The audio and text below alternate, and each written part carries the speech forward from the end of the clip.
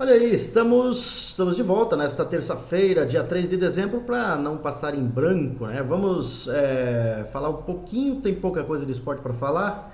Nós temos aí apenas um jogo pelo Campeonato Brasileiro e vamos falar da situação da Rede Globo de televisão, né? Que vem aí há algum tempo amargando péssimas audiências, né? Há poucas semanas aí do fim do ano 2024, a Rede Globo vive dias de terror. E vamos falar um pouquinho por quê, né? Até um livro foi lançado e já já a gente fala sobre isso aí.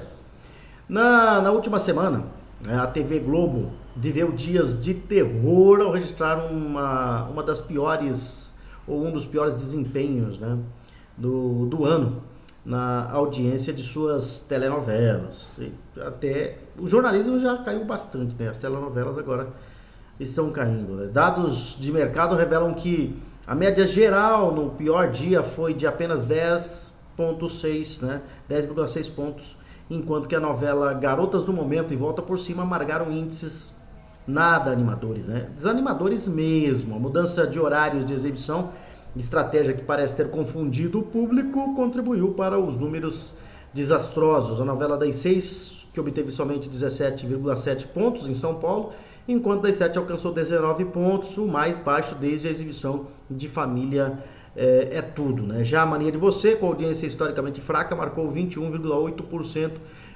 consolidando-se como uma das novelas das 9 com a pior média de audiência, né? E recentemente a emissora também viveu o pior fim de semana do ano no quesito audiência. Pelo visto, a Globo não vê a hora de acabar o ano, né? E a situação é delicada, né? E a gente vê que há poucos domingos atrás o Fantástico também registrou a pior audiência de sua história. Foi justamente naquela semana em que as narrativas para envolver Bolsonaro num suposto golpe de Estado, com mirabolantes histórias, né, ou histórias inventadas aí pelo jornalismo da Globo, eles apostaram nisso, usaram bastante, né, aquela situação, inclusive de uma conspiração aí, de um plano para matar o atual presidente Lula, o vice Alckmin e o ministro, né, do extremo Tribunal Federal, Alexandre de Moraes. E havia um plano, né, um suposto plano para matar os três, né? E tentaram envolver aí Bolsonaro, tentaram envolver militares, indiciaram, né, muita gente aí, e isso não tem dado certo. Eles apostaram nisso para que a audiência do Fantástico fosse alavancada. O resultado foi a pior audiência da história do Fantástico. E a Globo segue a sua queda vertiginosa aí na sua programação, né? Agora é a vez das telenovelas, né? Então a Globo não passa mais credibilidade. As novelas que antes era sinal, né, de grande audiência da Globo, hoje é sinônimo de queda na audiência. Mas por que a Globo está enfrentando essa debandada, né, de telespectadores, ou essa onda de baixa audiência, né? Essa pergunta tem instigado muitos e a resposta pode estar nos bastidores sombrios da emissora. O livro Dossiê Globo, Os Segredos da Emissora, surge como uma leitura indispensável para quem deseja compreender o que está por trás da fachada da maior emissora do Brasil, né? A obra revela episódios que vão desde a manipulação de notícias até intrigas internas e práticas duvidosas que ajudaram a construir e agora abalam o império da Rede Globo de televisão. Com uma narrativa investigativa e recheada de documentos e depoimentos, o Dossiê Globo não apenas esclarece o porquê de quedas como essas que foram citadas aí na audiência, mas também lança luz sobre os bastidores das decisões que moldaram a televisão brasileira. E quem quer entender, né, melhor, quer entender a fundo os desafios atuais da emissora, tem que explorar, né? Vale a pena explorar mais sobre esse livro, né? E eu vou dar um endereço aqui para quem quiser entender isso aí, né? O realizer.com.br, realizer com S, né? realizer.com.br /dossiê Globo né? realizer.com.br /dossiê Globo. Esse é o endereço aí para quem quer entender um pouco da situação, né, do que está acontecendo na Rede Globo. O dossiê Globo, os segredos da emissora. Mas não é só a Rede Globo que está caindo não, né? Nós temos aí as outras empresas de comunicação do Brasil, que são hoje, né, porta-vozes do atual governo, que também tem sofrido quedas constantes.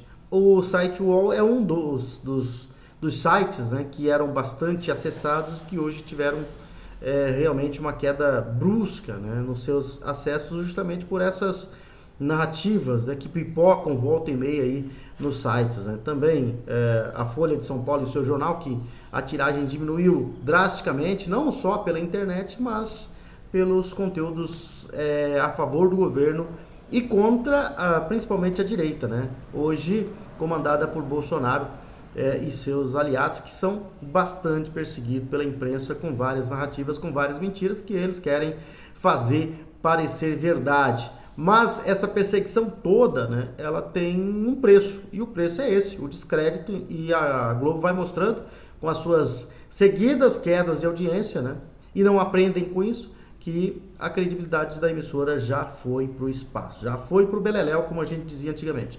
Ontem nós tivemos uma reação aí do Marcos Duval, que há muito tempo a gente não ouvia ele no Senado, né, e ele foi para a tribuna do Senado e partiu para cima de Alexandre de Moraes, dizendo que tudo o que aconteceu na eleição de 2026, apontando realmente o dedo pro ministro Alexandre de Moraes e falando que houve, né, interferência do ministro quando ele presidia o TSE na eleição de 2022 e que isso tudo a partir do dia 20 de janeiro do ano que vem vai vir à tona, né? Eles serão mostradas ao público.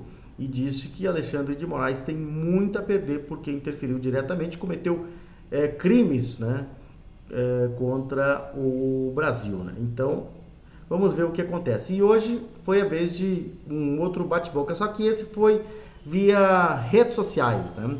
O ministro Gilmar Mendes recebeu ontem, na Câmara Legislativa do Distrito Federal, o título de cidadão honorário de Brasília. E no seu discurso, o ministro Gilmar Mendes aproveitou para bater na Lava Jato, né, ao mencionar a Curitiba de sua juventude. Ele falava sobre o encontro promovido pela OAB na capital paranaense, no qual ele participou, né, e falou da época de estudante de direito, quando, na época em que ele era estudante de direito, o Brasil vivia, né, o regime militar, né? E disse que não era a Curitiba que ficou mal afamada por conta dos episódios de Moro e Dallagnol, né, e companhia, dizendo que antigamente era a Curitiba que abria cenas para um outro Brasil. E o Moro respondeu via o X, né, o X, a rede social do Elon Musk, e ele disse que ninguém dá bola pro Gilmar Mendes, o ministro Gilmar Mendes, né, que ninguém, né, leva a sério o Gilmar Mendes, que não tem credibilidade nenhuma para falar da Lava Jato, né? Então, trocaram farpas via discurso do ministro Gilmar Mendes e via rede social o senador Sérgio Moro. E essas brigas aí vão continuar, né? Nós estamos nos aproximando aí do recesso parlamentar, do recesso do judiciário, e aí voltando tudo aí no ano que vem, já com novas possibilidades de mudança, principalmente a partir do dia 20 de janeiro. E muita gente diz que não muda nada o Donald Trump, né, assumindo a presidência dos Estados Unidos no dia 20, mas, queira ou não queira, há possibilidades de mudança sim. E hoje, vamos mudar de assunto, falar de esporte. Durante esses nossos vídeos aqui, nós estaremos falando aí sobre a política local também, né? Claro, em outras situações, em outras oportunidades estaremos comentando aí sobre a política local, sobre a política estadual. As eleições só acontecem em 2026, acabamos de sair de um pleito, né, nas eleições do município, onde a direita se fortaleceu não só nacionalmente, mas aqui também, né, no município de Ponta Porém, no estado de Mato Grosso do Sul. E nós estaremos abordando aí com mais tempo em uma outra oportunidade. Mas vamos lá falar de esporte. Hoje só tem um jogo pelo Campeonato Brasileiro. É o jogo entre Corinthians e Bahia, na Neoquímica Arena. que abre a 37ª rodada, rodada de número 37 do Campeonato Brasileiro e que é a penúltima, né, rodada do Campeonato Brasileiro. Esse jogo entre Corinthians e Bahia vale vaga direta na pré-Libertadores. A briga é direta na pré-Libertadores. Aí o Bahia hoje é o 7º colocado com 50 pontos. O Corinthians é o 8º. Os dois estariam classificados para pré-Libertadores. Mas quem ganhar o jogo matematicamente já estará classificado para a pré-Libertadores. Então o jogo hoje é importante para Corinthians e Bahia. O Corinthians que vem de 7 vitórias seguidas, né? Saiu de 28 pontos, está com 50 pontos, né? Estava na 18ª colocação, hoje é o 8º colocado, ganhou 10 posições, né? O Corinthians que, desde o empate com o Internacional, que sofreu lá no finalzinho já, nos acréscimos, né? Não perde o jogo, então são 8 jogos sem perder e 7 vitórias seguidas do Corinthians no Campeonato Brasileiro, que hoje na Neoquímica Arena se despede do seu torcedor, porque o último jogo do Corinthians vai ser fora de casa, vai ser em Porto Alegre contra o Grêmio. Corinthians então joga hoje e, se vencer, chega à sua 8ª vitória consecutiva no campeonato. Vai enfrentar um Bahia que vem de vitória também no último jogo contra o Cuiabá em Mato Grosso, né, em Cuiabá, mas não vem de uma boa campanha. O Corinthians é favorito e espera manter esse favoritismo no jogo de hoje para praticamente selar a sua classificação à pré-Libertadores e, consequentemente, a Copa do Brasil também, que o Corinthians estava praticamente fora, né? A única via de classificação, né? A única via de acesso à Copa do Brasil era justamente a classificação à pré-Libertadores, e isso o Corinthians está conseguindo no momento.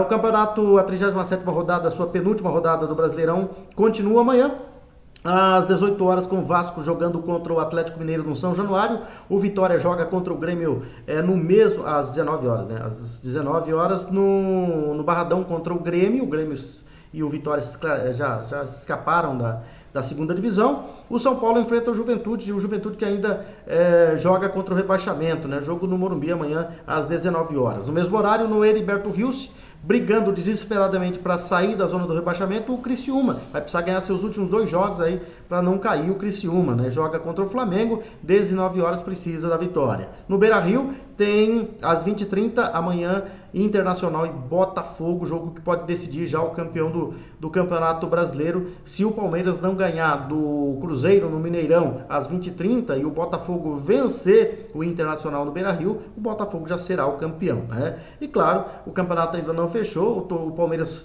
precisa vencer o Cruzeiro, torcendo por uma derrota do Botafogo. E amanhã ainda às 20h30 tem Atlético Goianense e Fortaleza, jogo marcado para o Antônio Ascioli. E na quinta-feira, 2 jogos, o Fluminense joga contra o Cuiabá, Fluminense que precisa vencer para escapar do rebaixamento, joga contra o já rebaixado Cuiabá às 19 horas no Maracanã. E na Liga Arena, o Atlético Paranaense, que ainda não escapou totalmente do rebaixamento, vai enfrentar o Bragantino, que, se perder, pode já decretar o seu rebaixamento na rodada. Então são essas as informações. Nós voltaremos, se Deus quiser, na quarta-feira com mais informações, né, para falar para você aí sobre o que acontece na política nacional, que está feito um caldeirão fervendo, né?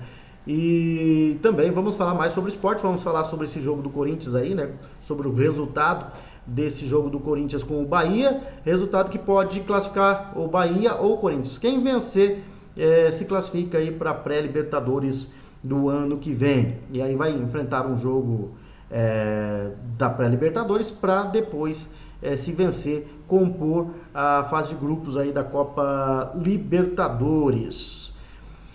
E amanhã, né, então a gente volta a falar sobre o Campeonato Brasileiro e também sobre outras informações que porventura vierem a aparecer, né? Porque do jeito que está fervendo aí o caldeirão da política nacional, nós teremos mais alguma narrativa e mais algumas informações para passar para quem nos acompanha aqui no YouTube, né? O Ed Moreno agora passa a ser o seu novo canal de informações aqui no YouTube. Grande abraço a todos e amanhã nós estaremos de volta com mais informações.